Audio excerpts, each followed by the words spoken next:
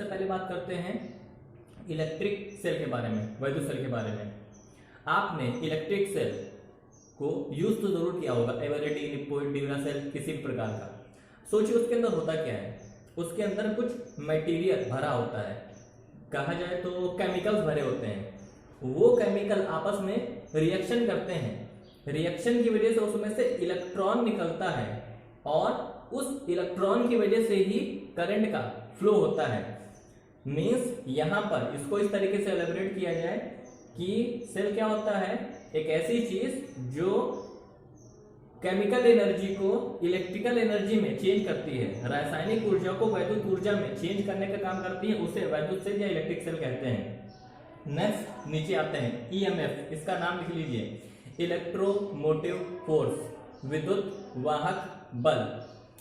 अब देखिए, ध्यान रखिए, इसमें ये जो दोनों टर्म है, विद्युत वाहक बल और टर्मिनल विभवांतर, इलेक्ट्रोमोटिव फोर्स और टर्मिनल पोटेंशियल, ये दोनों विभवांतर, पोटेंशियल या विभव के ही दूसरे रूप हैं।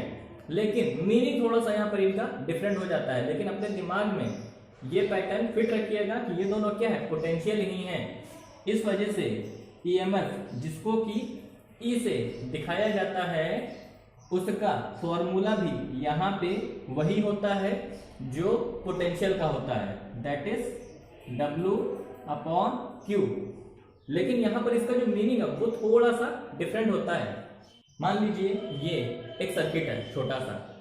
अब ये जो सेल इसमें लगा हुआ है, इस सेल में से यहाँ से चार्ज जाएगा। आप सोचेंगे इलेक्ट्रॉन जाएगा, कुछ भी जाएगा, जो भी सोचना चाहे आप सोचिए, लेकिन यहाँ से एक चार्ज जाएगा Q। अब ये चार्ज क्या करेगा, इस सेल से जो एनर्जी निकल रही है उसकी वजह से ही इस पूरे के पूरे सर्किट में घूमेगा। तो यहाँ पे ये जो चार्ज है, इसकी यूनिट अगर आप 1 लेते हैं तो ये जो चार्ज है नीचे वो तो 1 हो गया। ये W क्या है, ये W वो वर्क है जो सेल पूरे के पूरे सर्किट में कर रहा है।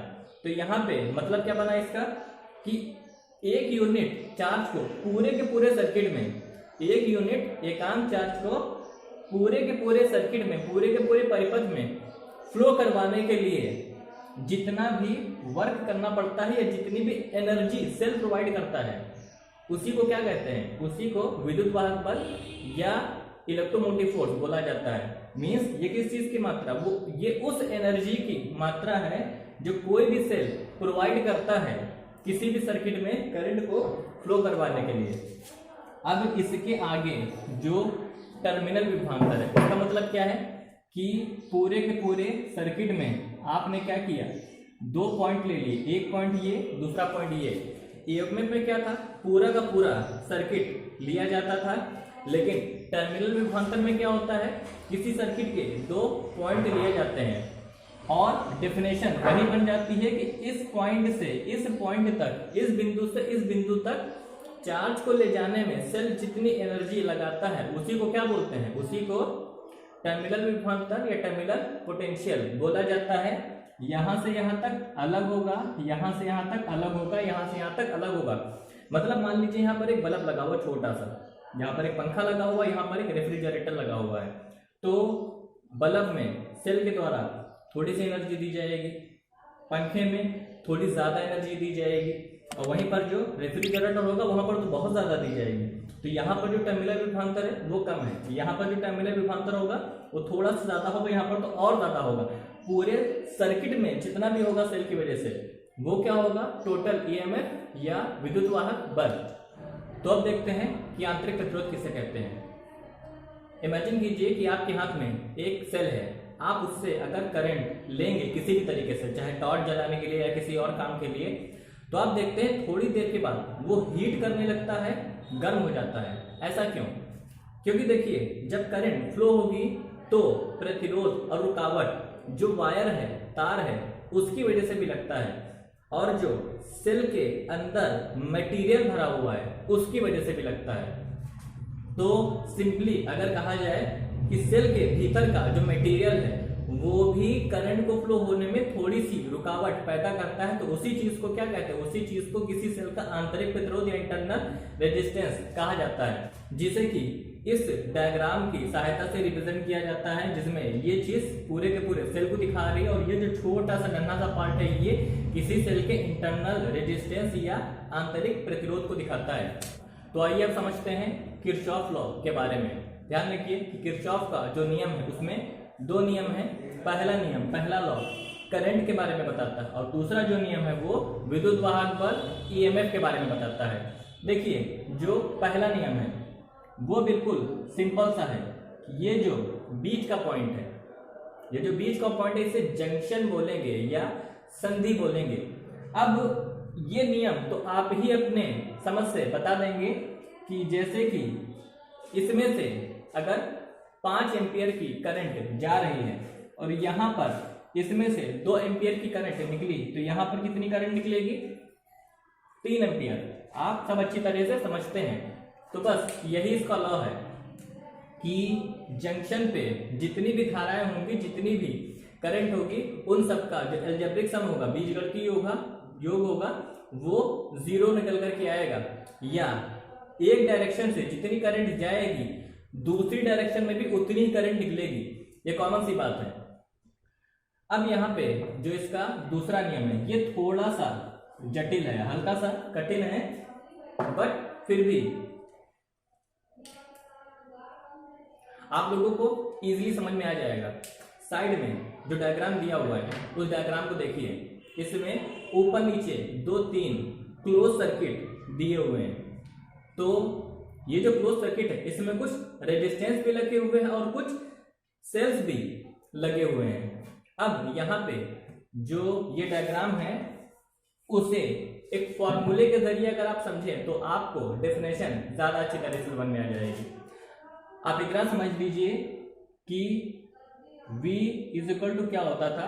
W/Q ये भी होता था और I × R ये भी होता था।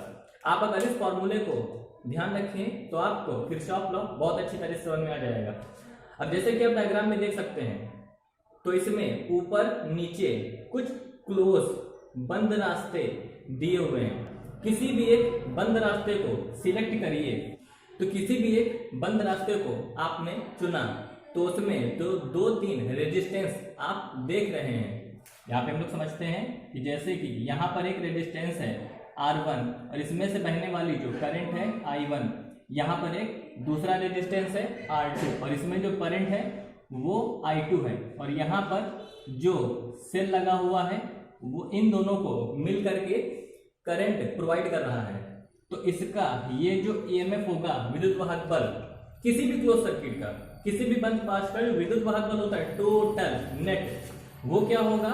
वो किसी भी प्रतिरोध रेजिस्टेंस और इसमें बहने वाली जो करंट है, इसी में बहने वाली, किसी और में बहने वाली नहीं, उनका क्या किया गया? गुणनफल मल्टीप्लाई। यहां पर इसका भी मल्टीप्लाई गुणनफल किया गया है और इन दोनों को क्या करना है?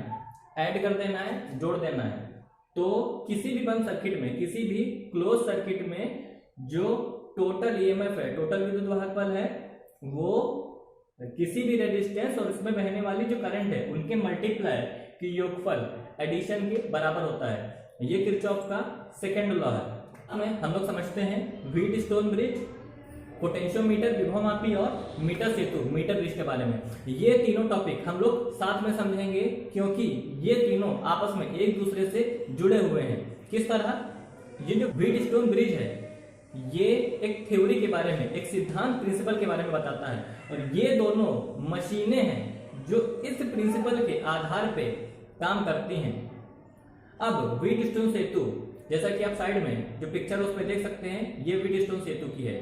इसमें एक स्क्वायर शेप के फ्रेम में 4 प्रतिरोधों को लगाया जाता है और इसका जो एक डायगोनल है, एक विकर्ण है, उस पे एक करंट को नापने की मशीन गैल्वेनोमीटर धारामापी और दूसरे सिरे पर या दूसरे डायगोनल या विकर्ण पे एक सेल को लगाया जाता है।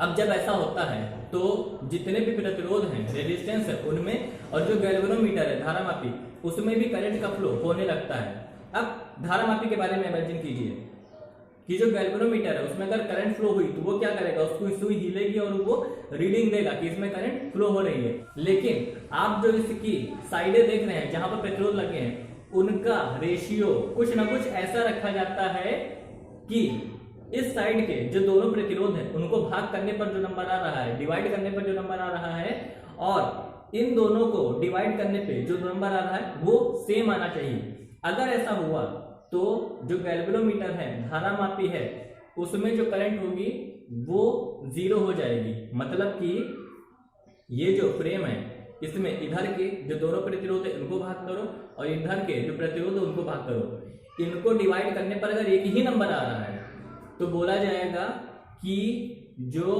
व्हीटस्टोन सेतु है, व्हीटस्टोन ब्रिज है, वो संतुलित अवस्था में है। और ऐसी कंडीशन में क्या होगा, बीच का जो ये गैल्वेनोमीटर है, धारामापी है, इसमें करंट 0 हो जाएगी। अगर ऐसा नहीं हुआ तो क्या होगा, तो ये संतुलित अवस्था में नहीं होगा बिल्कुल भी, और इसमें गैल्वेनोमीटर में जो करंट है वो कहीं ना कहीं पर रहेगी। लेकिन ध्यान रखिए किसी भी व्हीटस्टोन सेतु को यूज करने के लिए हम लोगों को उसे संतुलित अवस्था में रखना पड़ता है। तो व्हीटस्टोन सेतु के बाद मीटर सेतु और विभवमापी ये दोनों मशीनें हैं। मीटर सेतु, मीटर ब्रिज किसी प्रतिरोध को नापने की मशीन है, और ये जो पोटेंशियोमीटर है वो किसी भी सेल के ईएमएफ को नापने की मशीन है। मतलब आपको हमने अगर एक तार दिया, वायर दिया, और हमने आपको बोला इसका प्रतिरोध निकालो, जैसे कि हम आपको अगर अपनी लंबाई नापने के लिए बोले तो आप मेरी लंबाई बड़ी आसानी से निकाल सकते हैं स्केल के जरिए। सेम टू सेम ये जो मशीन है मीटर सेतु, आपको हमने अगर एक तार पकड़ा दिया तो उस तार का प्रतिरोध या रेजिस्टेंस आप इजीली फाइंड कर सकते हैं इस मशीन के जरिए। और हमने आपको एक सेल दिया, उसमें 1.5 वॉट लिखा हुआ है, लेकिन जैसे जैसे आप यूज करते जाएंगे वैसे वैसे उसका जो ईएमएफ है वो घटता चला जाएगा ना, मीन्स उसकी जो पावर है वो घटती चली जाएगी। जैसे बाइक जो होती है वो शुरुआत में 1 लीटर में ज्यादा किलोमीटर चलती है और धीरे धीरे धीरे करके उसका जो माइलेज है वो कम होता चला जाता है समय के साथ में। सेम टू सेम उसी तरीके से ये जो पोटेंशियोमीटर है किसी भी सेल का कितना विद्युत वाहक बल ईएमएफ बचा हुआ है उस चीज को बड़ी आसानी से बता देता है। लेकिन ध्यान रखिए कि ये दोनों के दोनों जो मशीन है वो व्हीटस्टोन सेतु, व्हीटस्टोन ब्रिज के प्रिंसिपल के सिद्धांत के आधार पर ही काम करते हैं। तो यहाँ पे आपका ये पूरा का पूरा चैप्टर फिनिश होता है। मिलते हैं नेक्स्ट वीडियो में। Thank you.